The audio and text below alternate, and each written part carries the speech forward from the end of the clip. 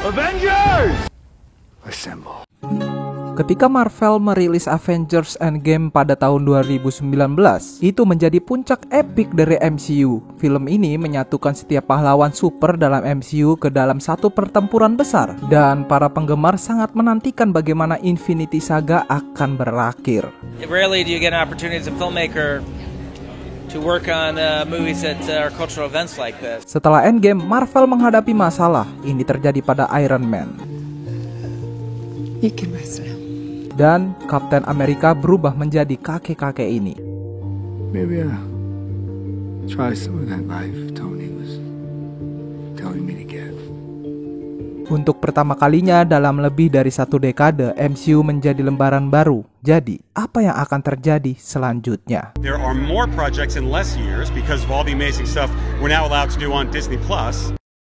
Ya, kita mendapatkan banyak konten dengan cepat. Marvel merilis 10 film dan 10 mini series hanya dalam 3 tahun. Anehnya, rasanya semua konten itu tidak kemana-mana. Tapi mengapa? Bertahun-tahun Marvel mengembangkan karakter pahlawan utama mereka, yaitu pemimpin para pahlawan super, Iron Man dan Captain America. Ketika kita pertama kali bertemu Tony Stark, dia hanyalah playboy yang kaya, tidak bertanggung jawab. Namun ketika dia diculik oleh teroris, dia terbangun dan mulai menjadi lebih bertanggung jawab. I am Iron Man. Seiring waktu, kita melihat Iron Man bergulat dengan kelemahan utamanya, yaitu keegoisan. Namun, kita juga melihatnya tumbuh, seperti saat dia memutuskan untuk mengorbankan diri dengan mengambil nuklir dan membawanya melalui portal untuk menyelamatkan kota New York. Di sini, Tony bukan lagi orang yang selalu mengutamakan dirinya sendiri. Tony tumbuh dewasa seiring waktu, bahkan membantu pahlawan super lainnya seperti Spider-Man. Saat kita melihatnya di Endgame, dia bersedia mengorbankan segalanya untuk menyelamatkan orang-orang yang hilang di Infinity War. Dalam tindakan pengorbanan tertinggi, dia mengorbankan dirinya.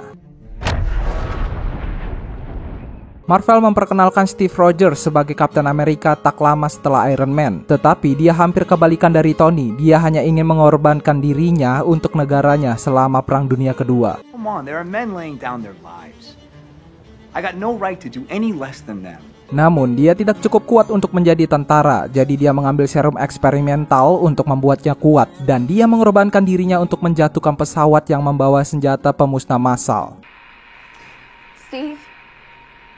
Dia selamat, tentu saja, dan kita melihatnya mengambil alih dan menjadi pemimpin yang percaya diri. Tetapi ketika alur cerita Iron Man dan Captain America berakhir, Marvel harus menemukan bintang baru untuk franchise mereka seperti Falcon, mantan sidekick Captain America. Dia adalah wajah yang familiar, tapi kita tidak banyak tahu tentang siapa dia selain seorang veteran dengan masa lalu yang bermasalah. You lose someone? My wingman, Riley. Kemudian di akhir Endgame, Steve memberikan perisainya kepada Falcon. Tiba-tiba seorang sidekick harus menjadi Kapten Amerika. Tapi bagaimana Marvel akan mengubah teman Kapten Amerika menjadi Kapten Amerika yang sebenarnya? Masuklah miniseri baru, The Falcon and the Winter Soldier. Dari episode pertama kita mulai mengenal Falcon lebih baik. Kita melihat lebih banyak tentang latar belakangnya dan kehidupan keluarganya di negara bagian asalnya Louisiana. Namun masalah utama dari seri ini adalah keraguan Falcon untuk menerima perisai Kapten Amerika dan menggantikan posisi Steve. Feels like it belongs to someone else. Falcon merasa perisai itu milik orang lain. Falcon takut dia tidak bisa memenuhi warisan Steve. Tetapi series ini hampir terlalu bagus dalam menggambarkan masalah warisan Steve, sehingga mereka terus-menerus menyebut Steve dan betapa istimewanya dia. Steve represented the best in all of us. Steve did not put you in jail. But there has never been another Steve Rogers, has there? Sebagian besar series ini berfokus lebih banyak pada siapa Steve daripada siapa Falcon, atau akan menjadi apa dia di masa depan. Jadi ketika akhirnya dia menerima perisai di akhir series, rasanya terburu-buru. Momen itu terasa mengecewakan karena kekurangannya elemen kunci yang dimiliki Iron Man dan Captain America dalam film pertama mereka. Seperti panggilan dramatis gitu ketika mereka memutuskan untuk menjadi pahlawan. Jadi kesannya kurang mengena, kayak Tony diculik oleh teroris dan Steve mengorbankan hidupnya. Tapi Falcon hampir keseluruhan hanya karena mengambil pada keputusan ya atau tidak untuk menjadi Kapten Amerika. Seolah-olah dia membuat pilihan itu di luar layar dan kemudian memberitahu kita, oke, saya akan menjadi Kapten Amerika yang baru. Dan dalam beberapa hal itu masih tentang Steve.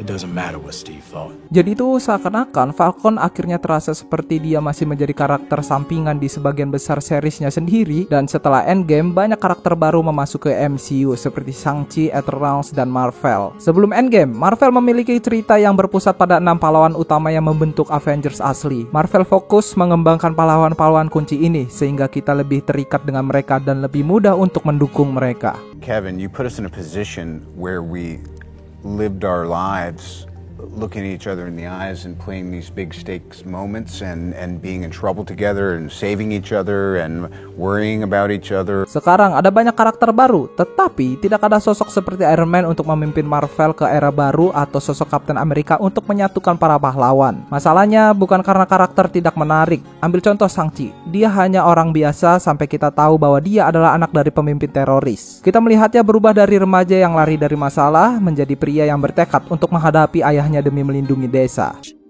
You trained your son to be a killer. Is that what you wanted? Film ini bagus, setidaknya sebagai film mandiri. Masalahnya adalah ketika kita tidak melihat bagaimana karakter Shang-Chi relevan dengan karakter lain di MCU. Sejak dirilis pada tahun 2021, tidak ada film atau acara lain yang ditunjukkan. Sekarang MCU berbeda dengan komitmennya pada struktur multiverse yang membuat semua karakter saling terkait di seluruh seri film. Karena keterkaitan tersebut, inilah yang membuat MCU begitu unik. Acara crossover memberikan lebih banyak interaksi antara karakter yang baik maupun yang buruk, dan membuat mereka jauh lebih menarik. Tidak ada dua karakter yang menunjukkan ini lebih baik daripada Iron Man dan Captain America. No trust. Liar. Sebagai dua kekuatan terkuat dari Avengers, mereka sering berselisih dari hari pertama. Big man in a suit of armor. Take that off. What are you? Genius, billionaire, playboy, philanthropist. Ketidaksepakatan mereka datang dari perbedaan karakter mereka. Keegoisan Tony sering menghalangi Steve yang mencoba memimpin. Stark, we need a plan of attack. I have a plan. Attack. Steve memanggil Tony karena tidak mau berkorban demi orang lain. You're not the guy to make the sacrifice play. To lay down on a wire and let the other guy crawl over you. I think I would just cut the wire. Mereka bahkan akhirnya bertarung satu sama lain dalam Captain America Civil War. Konflik ini membawa kita pada adegan-adegan emosional seperti ini.